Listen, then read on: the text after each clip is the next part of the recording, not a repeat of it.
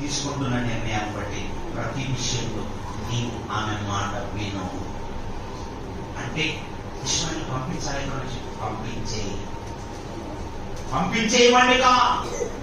వాడు పరిహాసకుడు, అపహాస్యం చేసేవాడుగా.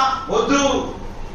తల్లి చాలా బాగా పెంచిందండి. సగం అలా పెంచగానే అమ్మ చనిపోయిందండి. వాళ్ళ అమ్మ చనిపోయింది. ఒక రోజు చనిపోగానే ఏడుస్తున్నాడండి.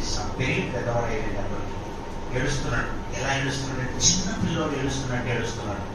అని అప్పటికి ఇస్సాకు వయసు 37 సంవత్సరాలు. వాళ్ళ అమ్మ చచ్చిపోయేటప్పటికి 37 వయసుకు వచ్చాడు.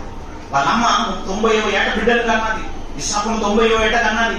ఆమె చచ్చిపోయింది 127 సంవత్సరాలప్పుడు. 127 ఏళ్ళప్పుడు ఆమె చనిపోయిందండి. 127 ఏళ్ళప్పుడు చనిపోయినటువంటి శారా గారిని బట్టి అప్పటికే 37 సంవత్సరాలు ఎత్తుకెదిగాడండి. మరి 37 సంవత్సరాల బిడ్డకి పెళ్లి